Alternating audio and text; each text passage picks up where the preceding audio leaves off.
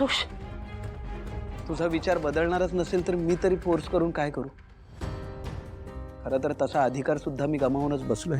मला माहिती आहे मी खूप मोठी चूक केली आणि आत्ता माझ्या आयुष्यात कोणी राहावं ही बळजबरी सुद्धा मी कोणाला करू शकत नाही. एक मिनिट तू थांब जरा, मी बोलते तिच्याशी. आई, एक मिनिट. बरोबर आहे तिचं. खरं तर आता मी सिंचनासारख्या जोडीदाराला डिझर्व करत नाही. ठीक आहे, तुझा निर्णय झालाच आहे तर मी करतो सही.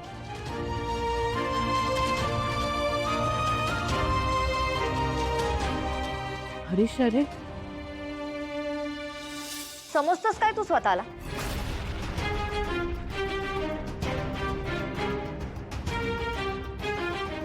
Stop it Hari. तू खरंच सही करायला निघालास? अगं आता तूच म्हणालीस ना, तुझा निर्णय झालाय, तुझ्या सह्या सुद्धा झाल्या आहे, म्हणून करतोय. दिस वॉज युअर टेस्ट हॅरी. तुला खरंच असं वाटतं की मला तुझ्यापासून डिवोर्स हवाय?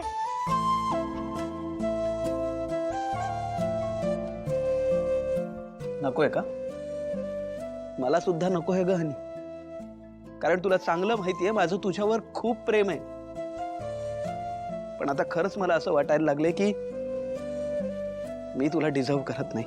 मग स्वतःला डिझर्विंग बनव हॅरी. मला तुझ्यापासून जर डिवोर्स हवा असता तर तो मी कधीच घेऊन मोकळी झाली असते. तू आजपर्यंत इतक्या चुका केल्यास, मी तुला कधीच सोडून गेले असते. You idiot. मी तुझ्या सगळ्या चुका माझ्या पोटात घेतल्या का? कारण माझं प्रेम आहे तुझ्यावर. Because I love you. सोडून जाणं सोपं आहे, इव्हन डिवोर्स घेणं सोपं आहे, पण मला ते वेळेस चूज करायचे नाहीयेत.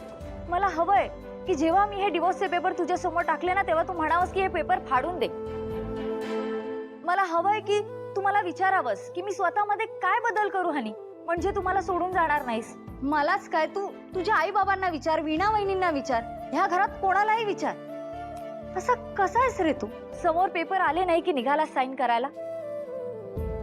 सिंचना, बाळा म्हणजे तुला तुला हरीशला घटस्फोट द्यायचा नाहीये ना? ऑफकोर्स नाही आई. तो चुकला म्हणून तुम्ही त्याच्याशी नातं तोडलत का? का नाही तोडलं? कारण तुम्ही त्याची आई आहात. किती काहीही झालं तरी आई आणि मुलाचं नातं कधी तुटत नाही. तसंच आमचं नवरा बायकोचं नातं हे एका सिग्नेचरने का तुटावं? आई आणि मुलांची भांडण होत नाहीत का? तसंच आमचं नातं असायला काय हरकत आहे? लक्ष्मी, आत्ता कळतंय आपली सून आपल्या कल्पनेपेक्षा खूप जास्त समजूतदार आहे. अगदी खरंय, आपली सून आहेच गुणाची.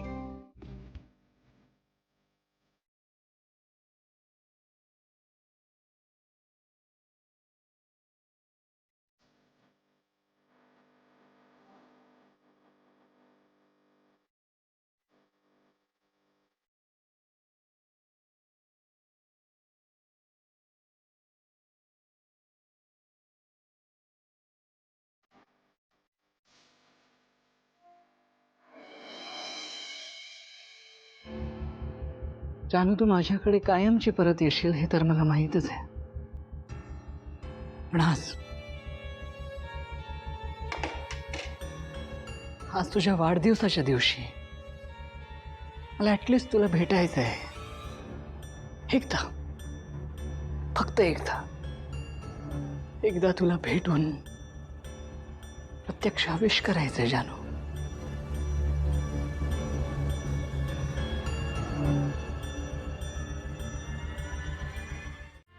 अगं इतक्या रात्री जागी कशी काय तू? झोपली नाहीस अजून? बुद्धू बाबा, मला झोपच येत ना. मला गोष्ट सांग ना. अरे बापरे, असं झालंय का? ठीक आहे, तुझा बाबा आहे ना, टेन्शन कशाला घ्यायचं? सांगतो. कुठली सांगू? सांग गोष्ट. श्रावण बाळाची. श्रावण बाळाची गोष्ट आपण सांगितली ऑलरेडी तुला. पण मला तीच ऐकायची आहे. ओके, सांगतो.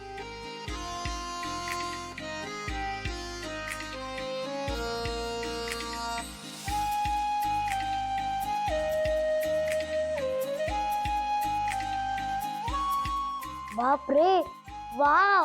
हे गुंड्या, अगं झाली गोष्ट. आणि तू झोप, तू केवढा उशीर झालाय? बाबा, मला झोपच येत नाहीये ना.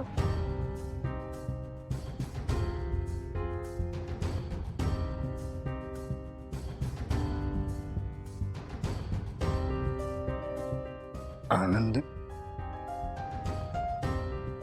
आनंदी आनंदी आनंदी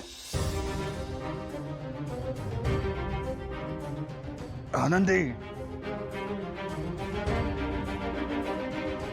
अजून एक गोष्ट,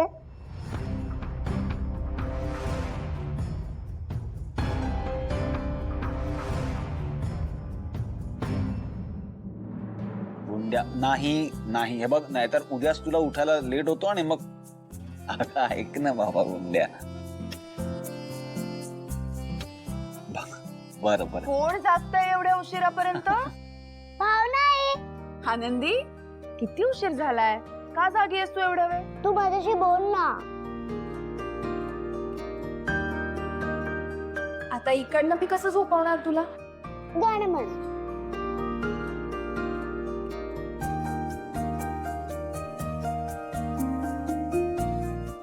म्हण ना गाणं आहे प्लीज. बरं. शेपटीवाल्या प्राण्यांची भरली होती सभा.